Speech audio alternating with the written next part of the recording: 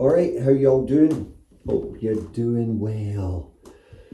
If you've gone one length irons, we found early on when we started this journey down one length, after 3 months and playing with a couple of guys who are ex-pros now, well, one is, the other two are really good golfers as well, still pros. Nothing to do with one length. They said if you go one length, you've got to go one length in every single club in your bag, including your wedges. Now, there is a bit of a problem getting a hold of one length wedges, and it does cut your choice down, because obviously, unless you're prepared to talk either Ping or Vokey or Cleveland into making you a one length wedge, which I'm pretty sure they would do in a custom fit, but I think they might look at you rather weirdly if you said, yeah, stick a 7-iron length shaft in that, bend it a couple of degrees and adjust the weight, because it's quite labour intensive. Well, I've sort of found a solution to a problem. Pick these wedges up, Ping Glide. There's a 60 degree here, we bent it to a 58. We also adjusted the lie angle. They are actually Ping Glide 4.0s. This one is a 54. We didn't adjust the loft, but we did adjust the lie angle. They're forged, very soft, very easy to move. And what we've done is, we've successfully made them one length, and we've managed to swing weight them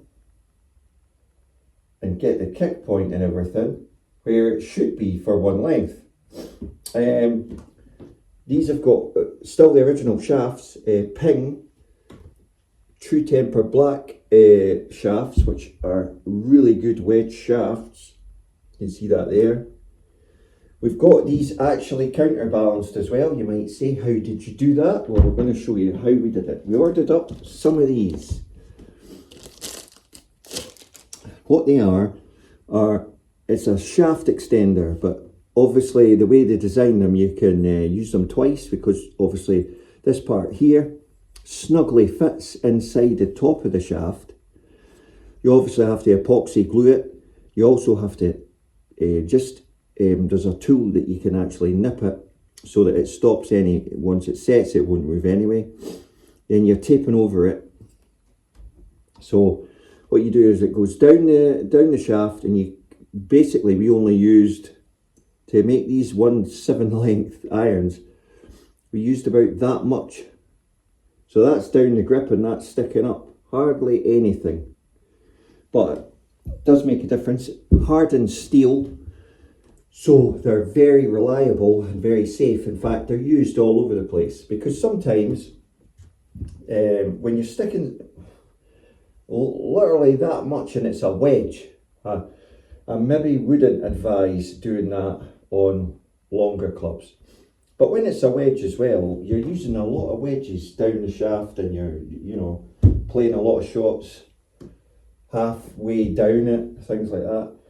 Now, these feel really well balanced, and it did take a long time to get them that way. There's the other one, completely balanced on the kick point as well. But it's the off season, there's not a lot going on. We've had Storm Bert.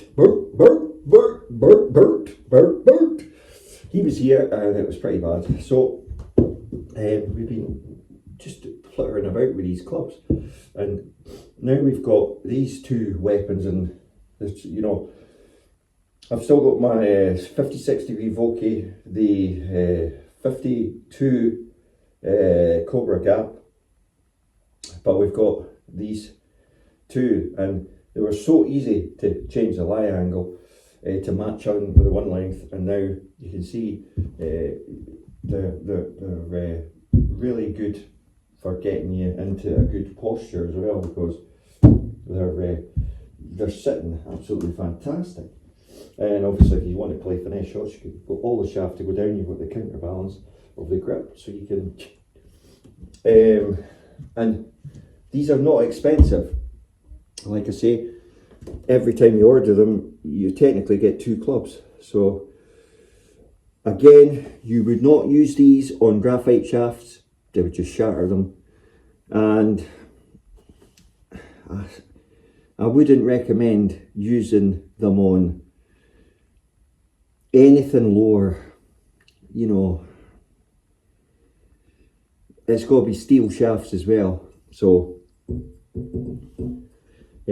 but for wedges and lob wedges and things like that, once you obviously cut it to size, you weigh it, weigh the grip, weigh the tape that you put on the grip, and then you weigh the club naked, that's without anything, and you weigh the club before you do it, right? And then you can weigh your original 1 length iron and then adjust the weight either by putting more or less weight under the grip, or in some cases you might have to port the face, that's drilling weight out the head. We didn't have to do that, we're quite lucky.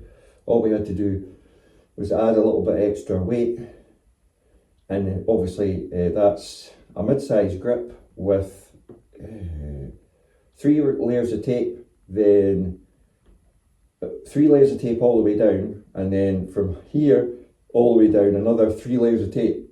So it's basically 6 layers of tape on the right hand, so there's no taper in that grip, or very, very minimal. Basically a wedge. You're not wanting any crazy release patterns. Too much release on a wedge is a bad thing, so you want to trap it and that type of action. So if it's a thicker grip, you've got less chance of any release going on. Quick on the release, we use the Mike Austin release, which is this release here. There is a huge difference to this Mike Austin release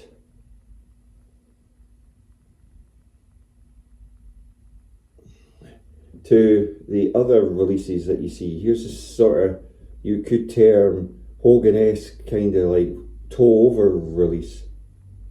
Yeah, Mike Austin didn't do that, and Mike Austin was one of the longest hitters because you're employing 3 different levers. We'll do more on that, but it's just a wee throwaway add-on there to the how to construct or make your standard wedges into 1 length wedges. Because if you've ever priced 1 length wedges, you'll be lucky to pick them up for under 100 quid, even used, because they're so rare.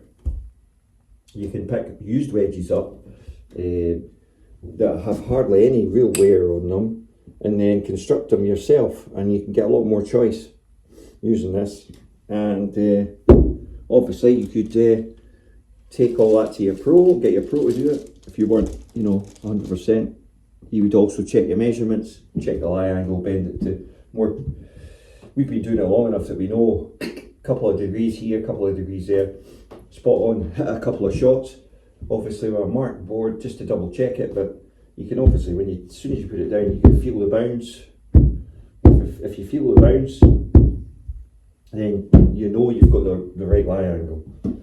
Basically, you should be feeling the back bounce of the club on a hard surface before you feel anything else. You can tell. You get the vibrations on the front part of the grip, it's wrong. Get the vibrations on the back part of the grip, it's right. Touch and feel, always the best way to check your golf clubs. And obviously, loft is a key. Soft forged wedges, get them checked once a year. The lofts will move, especially if you're hitting off a dark, hard, linksy turf. Thanks for watching, hope you enjoyed this video and maybe it gives you some help. Shaft, stainless steel shaft extenders. We just ordered them up from a reliable source on eBay, and check it out. You can Google it, it'll come up on eBay. List of sellers. Thanks for watching, hope you enjoyed the video, and I hope that we all get to a golf course soon. But Bert, is away, so there's a chance. Thanks for watching.